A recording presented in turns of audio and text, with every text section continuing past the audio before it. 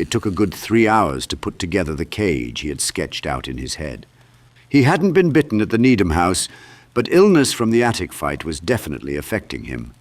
By now he should be physically and mentally exhausted, yet he was energized. The panels of commercial-grade iron fencing had been sitting in his basement for weeks, or was it months? It was an idea that he had yet to commit to, and the black sections of steel nagged him whenever he came downstairs. Fully invested, he worked fast, furiously even, having no idea how long the cage's first occupant would remain, contained by its restraints. The sparks from the oxyacid torch lit up the basement, bouncing off Blakey's welding helmet. A fearful question loomed over the entire construction. Would it hold? He contemplated the monsters changing size and slipping through the bars, or worse, through cracks and seams. He had a good idea of their strength, but had never seen their entrances. He had heard a few arrivals, but had never really considered how something so large could get in, undetected. It all proved easier than he thought, and once he was finished, he flipped up the mask visor to check with unshaded eyes. He had used a corner of the basement with 10-inch thick cement walls on 3 sides. There was no hopper window on this side. He used the 120-pound sections of fencing as a front gate and as a top. The top was to prevent the shape from burrowing through the ceiling into the kitchen. He was confident in that terrifying scenario. The bottom of the front gate was screwed into the basement's cement foundation with 3-inch 3/8 screws. The sides and the top were carriage bolted into a 6x6 beam that he ran across the width of the basement. He had bolted the top of the cage across 3 joists running the length of the basement.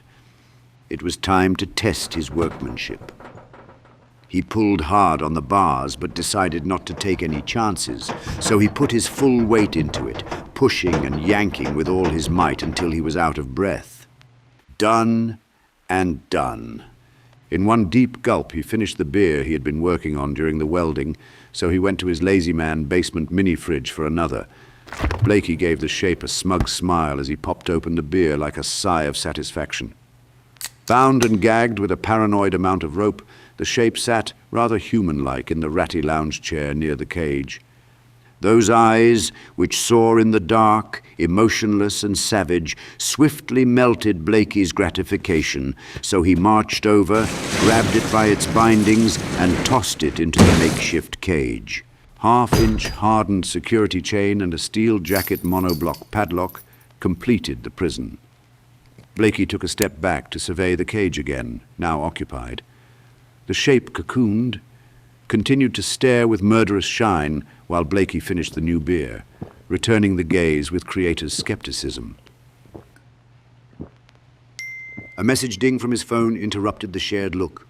He crumpled the can with disdain, and his expert indifference drew over him like a veil. He belched pointedly at his prisoner before going upstairs, where he turned off the light and closed the door. The message on his phone read, "Alert. The FBI and Virginia police have confirmed that the abduction of Hallam Tennyson of Alexandria is the 17th victim of the Pied Piper in 8 months. Police also revealed tonight that they now have a suspect and are confident they will make an arrest soon." This stopped him in his tracks in the middle of the kitchen. He read it again, thinking he had read it incorrectly. Suspect? It's a bluff. Reassuring the public. He knew the monsters. There was one in his basement. He seemed locked by that realization. He had to force himself into motion before basic wisdom grabbed a foothold and made him undo what he had spent most of the night doing. So Blakey locked the basement door with a new deadbolt instead. He then turned right into an unobscured view of the cartons of Jack Daniels on the floor by the sliding glass door to the backyard. This required even less debate in his head. Blakey grabbed one of the 2 remaining bottles, and it glugged pleasantly when it was chosen. He didn't bother putting the bottles away when he bought them. 16 became 10, and 10 became 3, and then there were 2 because nothing was put away at this stage in alcoholism. It lies wherever it is finished, and so will you. He paused in the kitchen. The voice in his head wasn't his. He knew it was the infection and defiantly answered it. "Oh yeah? Happy oblivion I'm a-comin'."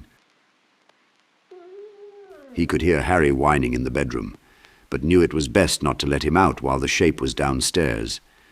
With a single thumb spin, he flicked off the bottle top, and it rolled down the hall towards the master bedroom, last refuge with a functioning TV. It would help divert from the wicked occupation in his mind. In the end, he knew the TV would only sadden him with its bountiful triviality, even before he thinned his anger with alcohol. Still, it beat being alone with his thoughts. Me, my worst enemy. His hope was that maybe there would be an old movie on.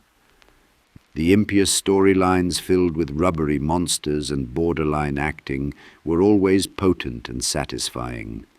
Along the way, he passed the closed door to Alice's bedroom and heard her violin inside.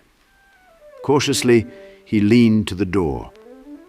As if proximity prohibited rationality, he took a step away from the door, unsure, frightened. The voice told him to go to bed. Right, down, there. Soft, cool sheets bundled into your very own fortified nest.